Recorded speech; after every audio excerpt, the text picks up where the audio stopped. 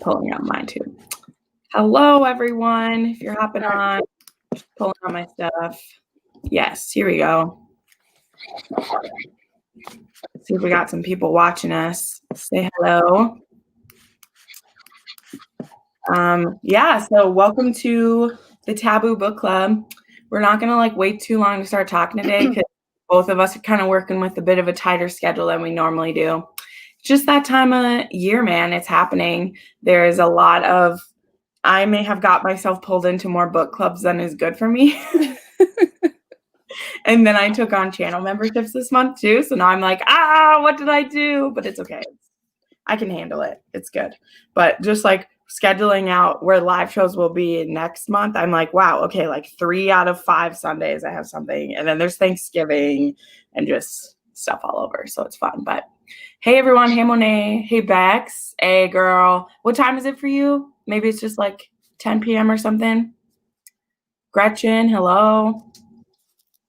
I know we won't see Stella because it's 4 a.m. So I'm pretty sure she read it, but yeah. Okay. So we read Whispers in the Dark and Forbidden, although I think most of us didn't finish Forbidden.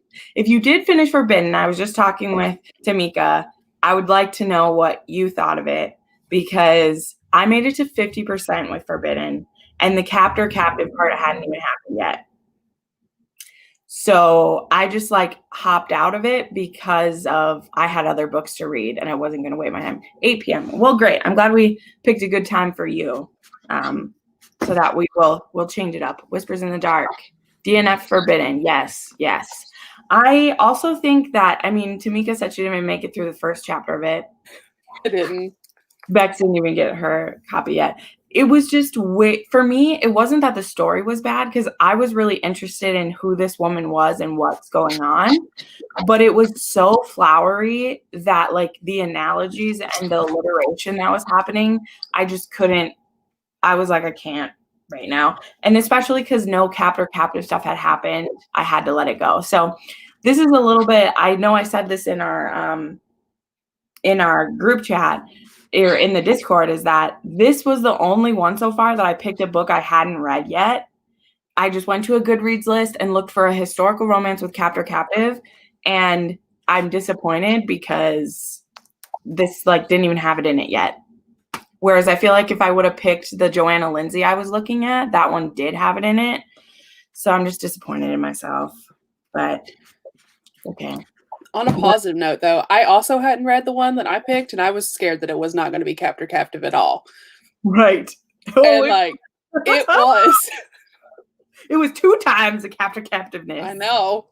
All right. Well, sorry, I jumped right into Forbidden, and then I, totally went off the rails of how the schedule that I set up for this. But let's talk. What was our trope this month? We did Captor-captive. That's been said.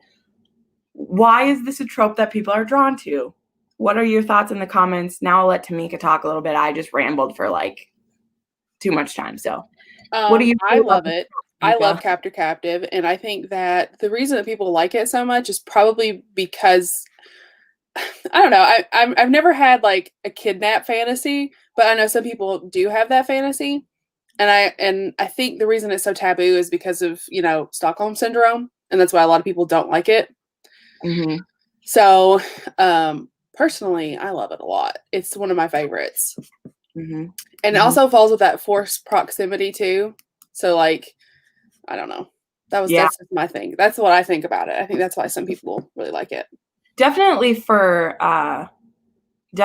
Jacob, and you just sent me her name. What's her name? Elena or Alana? Alana. Okay. Alana. Because I think a lot for her is that even when we're in his head, okay, wait, I'm stopping. Not going into that yet. I'm answering. I was like, no, I'm not diving into this yet. You see why when I film videos that I just go all over the place is because this happens to me. But yes, why it's a taboo. Yes, I think it is that. I also think that when you read books about Captor-captive, it's one of the few fantasies too that you can't usually safely live out. You know what I mean? It's not like a kink that you can live out. Like, this is actually one that, I mean, sure, you and your significant other, you could play this out if you wanted to. Yeah. But it's one that us as women specifically, like, you wouldn't actually want this to happen to you. Whereas I think a lot of other kinks, like, whether it's even like a daddy kink or an age gap or whatever, like, you could be like, I would date someone this much older, or like, I would do this or whatever. But this is the kind of one where, like, there's something really like dark and sexual about it, but I would never want it to happen to me. Yeah, I think that another thing too is like it's a power dynamic.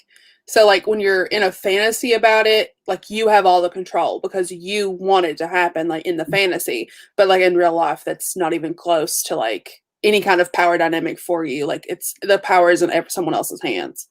Right. And again, there are so what I was trying to do as well by picking a historical romance is I'll share this of like, I knew Tamika was going to pick a really dark one. Like I knew that. I was here for it because I wanted us to do that side of it. But the reason I tried to pick a historical romance is a lot of time in historical romance, you are captive for your own good, right? Like there's that, like the hero is kidnapping you because to help you or because reasons. Like usually in historical romance, it's not a I'm kidnapping you so that you can be raped and tortured. So I wanted to show the two different aspects of it, which we didn't really. I feel like this one, that's what it would have been if I'd made it that far. But because they're different, there's a big spectrum of the captor-captive where I feel like this worked out well because you picked literally the like there was no good motive behind this. This was straight up a girl kidnapped to be used as a sex slave by somebody. Yep. Yeah. Not great. Let me see. What are my other questions here? Should this one be a taboo? Well, I kind of say yes for this one. Not in the same way that incest was, but I mean, I feel like if you have captor-captive like wants, you could get some of that from BDSM by, like bondage or, blood play or something if you want that to happen. But the actual captor-captive part of this, I think that this taboo is the kind that they like warn young girls about liking too much so you don't go off with strangers or something like that. And I think that's fair. Like, I think it's fair that that's a warning and kink responsibly, as it said sometimes. Like, yep. Make sure you really know like don't do the, something we're going to talk about when we talk about next month's theme, which we'll get to soon. You should not be doing this with a stranger. Like if this is one you want to do, like this shouldn't be something that you meet someone on Craigslist and ask them without your captor. There's a book for that, Tamika. I've read it. It's called Bait by Jade West. She literally goes on Craigslist. Yeah, it's an online forum for kink, and it's like Craigslist for kink. And yep. So don't do that. But yes, very interesting. Yes, it does have that sense of like danger and that this could happen in real life. That is here. Maybe I should actually look on it and show it. Yes. And I think it's scary because this wouldn't be fun if it happened to you. This isn't going to be an exciting thing to have happen to you here. Here's a good question. What are some other books with this taboo that we can recommend? Let's do that because Merciless by Willow Winters, but it does not have an HEA after the first book. So it's a series, and I've not read past the first book, but I really liked the Captor-captive in that one. Okay. My mind, of course, went blank of every Captor-captive that I've ever read before. That's nice. Also, I'm blaming the audiobook. I'm going to pull this book up really quick. I think it's called Captive in the Dark. I wasn't a huge fan of the audiobook. And I wasn't a huge fan of the story with like certain parts, but I think if I wouldn't have listened to the audiobook, it would have been a lot better. So I recommend checking that one out if you don't listen to the audiobook. That one also does not have an HEA after the first book. It is a duet. Yeah. Yeah, my brain can't remember any. I know that I like some of them. Don't know what they are right now. I'm pretty sure I made a video about it too. And I can't remember. Did. I mean, The one that we're going to read next month is a Captor-captive too. But we're reading it for the other kind of kink in it. Yeah, I have a whole video about it, guys. Sorry that I can't remember any of them right now. I suck. But any suggestions you guys have, throw those up there. But okay. Like I said, we have a limited time today, so we'll move on we'll talk about Whispers in the Dark now, which is what we're all here for. This was a really intense story. Yeah, it was. And though I think we both agree in a way that we liked it, there's a lot to unpack with it because this was dark, really dark. Yeah. So this so I don't know about you, but this felt like, so the way I described it to people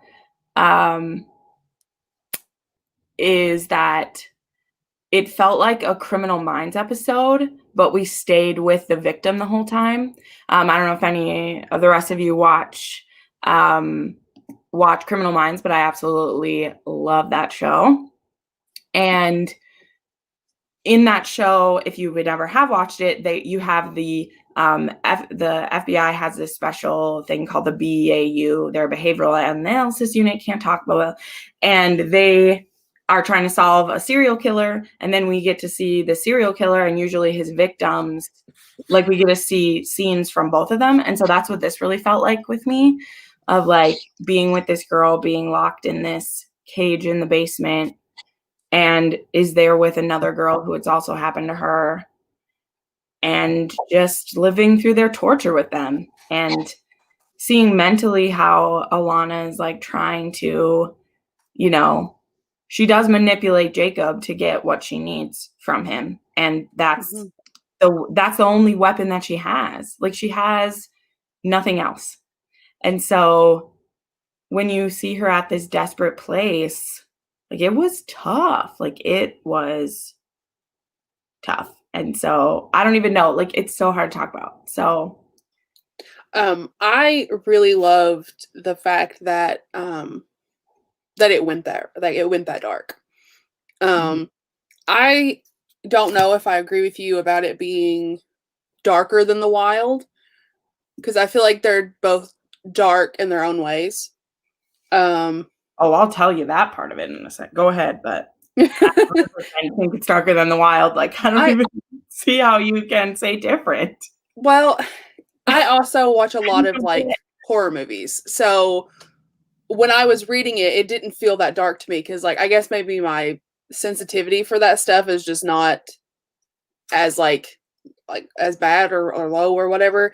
But it didn't feel as dark to me. But I think they are dark in like their own ways. I think like for this one, I think the hardest part reading this one was the first scene where she's like there for the first night. Yeah. I don't know if we're going into spoilers yet or not. I mean, we have limited time for this, though. Okay. Well, the first scene when she is like, when he takes her virginity, that was the hardest one for me. Yeah. And then the scene toward the end where Jacob then does the same thing that his dad did and takes her virginity in another way. Yeah. And sodomizes her. And those were the two hardest scenes for me. Yeah. I think the harder, like, just try and break it down. Like, the reason why I say that it's darker and again, like, I agree, like, it's personal what's too dark for you. Like, everything's always, the main reasons it was too dark for me were, like, the torture aspects of it and the consistent, like, assault. Like, there were parts about The Wild I know we were like, okay, there's this spanking of her till she, like, throws up. There's this, that she's way too young for this. Like, there's these certain, but there was still, that girl still wants it, not the beating part. You know what I mean? But she still wants to be with him. Yeah. And there's just a lot because they shouldn't be together. Nothing about what happens to this woman is consensual at all, to the point of, like, I need to get rid of this child that I'm going to have, not because I want to get rid of a child, but because I refuse to let this be a weapon against me or have this child grow up with a father like this. Like when that's the reason why your like choice is taken away from you, and to have to be done in such a violent way, and then to be punished because you did it, and then to have Jacob hold it against her that she had to do it. There's just so much like dark around that where I'm like, Reed is a fucked up mother effer, but he still loves this person. Yeah. And he just is not great about how he's showing it. But nothing that he does is he inherently trying to torture her. Yeah. It's not going well. I feel like Jacob is like, I don't feel like he like loves her. I think he loves the idea of her being his.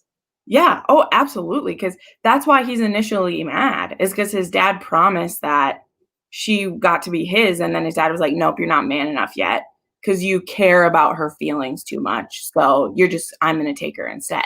Like his whole obsession with her, like that's where the dad like fucked up, because Jacob would have kept on helping his dad do this if he hadn't have like taken Alana from him. Because Jacob, like, yeah, his dad like beat him and tortured him too, but he was still willing to help if his dad was going to give him one of the girls. So that's the thing about Jacob, is like, it's not like he finally had a moment of clarity of wanting to do it. He just wanted Alana to be his. And when she said, oh, I'll be with you if you get rid of your dad for me, you know. Yeah. And then it was her mistake to think that he could just be let go too. Like she should have had him put in jail. Like I'm like, but then she would have missed out on her serial killer soulmate. So, you know, whatever. But yeah, I don't know. So anyway, so those are the parts of it that make it darker for me, just because to be in the mindset of Jacob where he's thinking the evil and wanting to do the evil and being the stalker, whereas like Reed, he's just trying to figure his shit out and he's not a great person. Yeah. So, but his being a shitty person is like, he gets better as time goes on and he's there to protect and take care. Whereas like Jacob is fine doing those things to her. And once he has her under his complete control, he continues to do them. Yeah.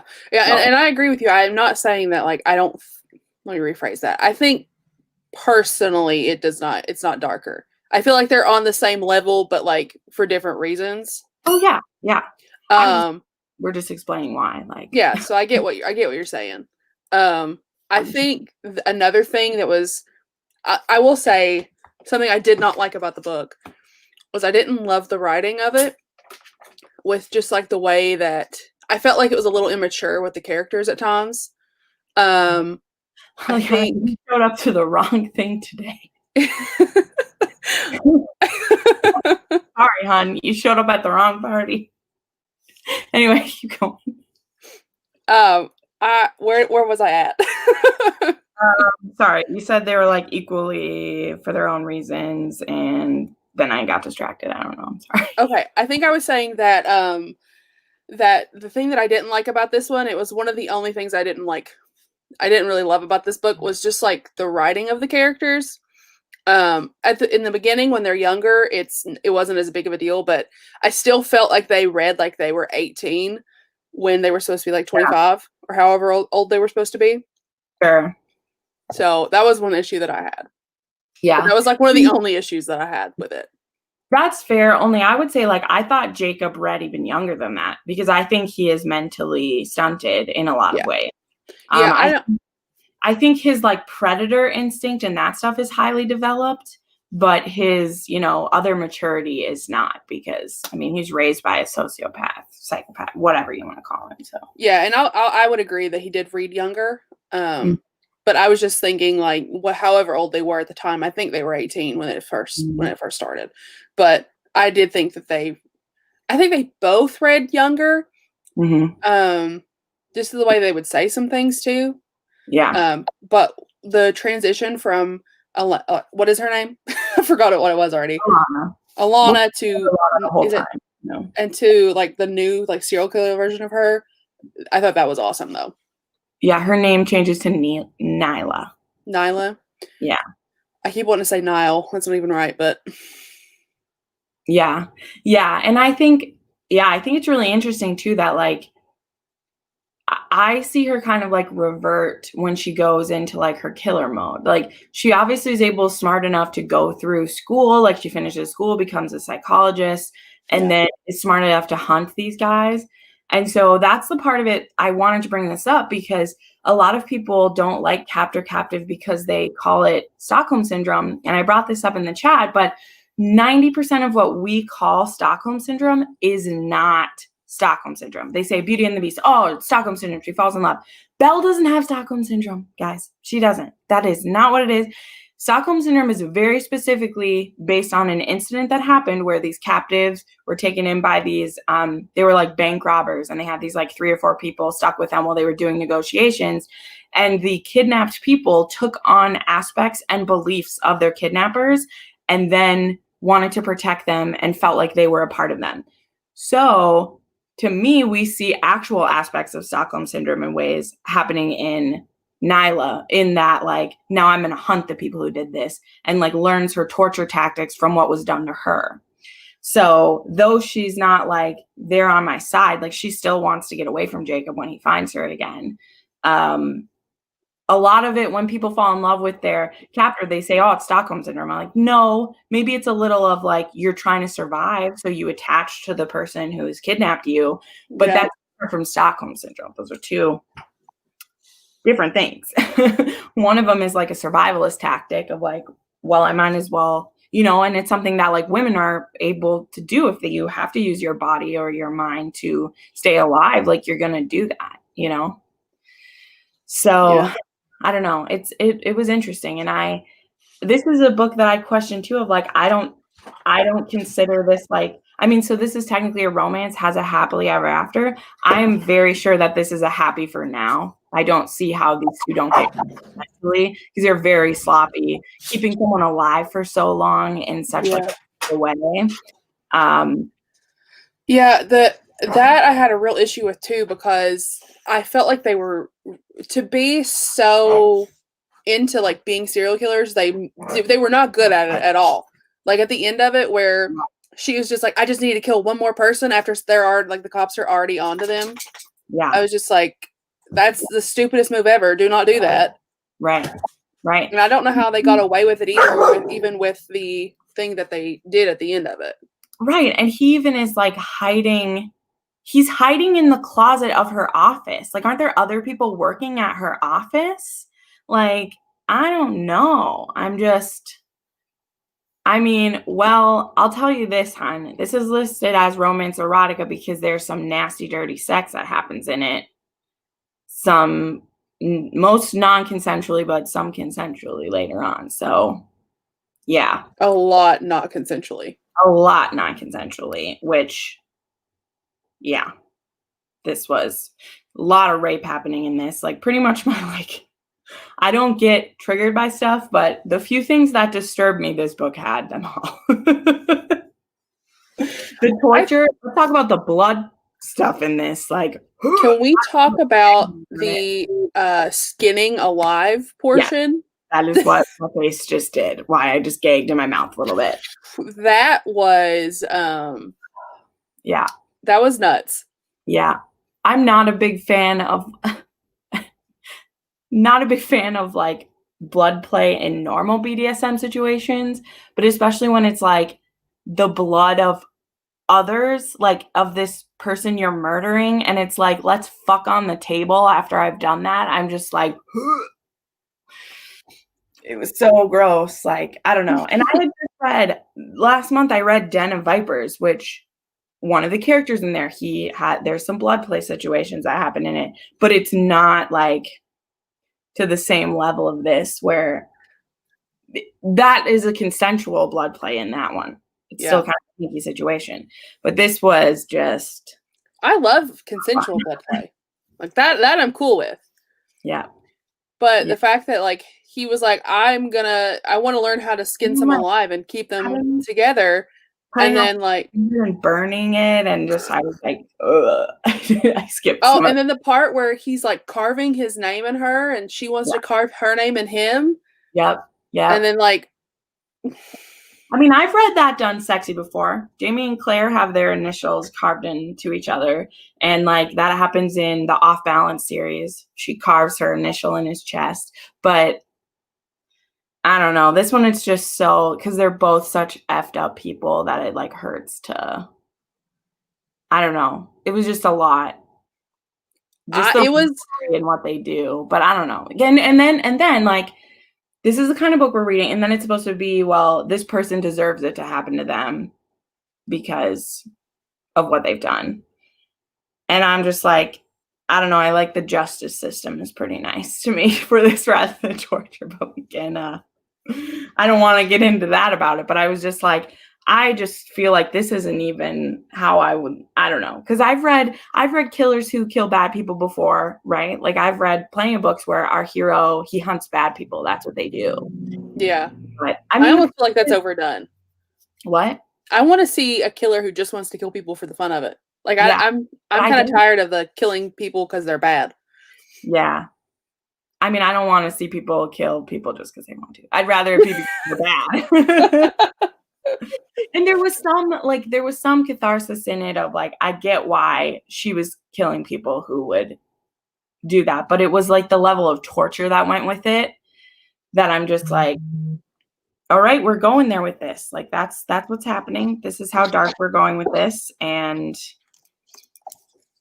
it was just a lot. It was just a lot. Jack the Ripper romance. Yeah. So anyway, well, let's ask this because we're getting close to the amount of time we have for this year. I know we're kind of rambling about it, but what did you people rate it? Let's see that come up.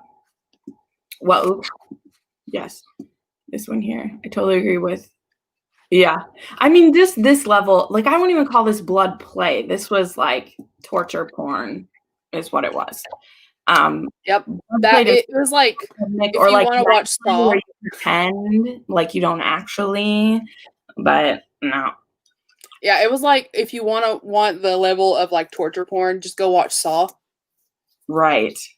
But there's not the sex in Saw, is there? No. I mean, I wouldn't have read this kind of book at all if there wasn't a twisted relationship happening.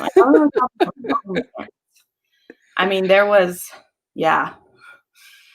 Torture porn erotica. That's what that was. I mean, I gave it a 4 star is what I gave it because I think I would also give it 4 stars.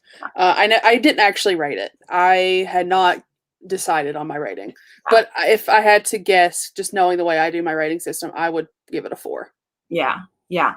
I think that it did what it was wanting to do. Mm-hmm. I think that this is one I would recommend for like Halloween time or books about serial killers. Some people like those. It did have a vibe of like the darkly, but the thing where like the madly darkly duology did it better is that it really got into the psychological parts of this. And I feel like this did a little bit, but for her psychologist, I feel like she's not breaking down why people are doing it. I feel like she was a psychologist so she could catch people who were doing that and then murder them.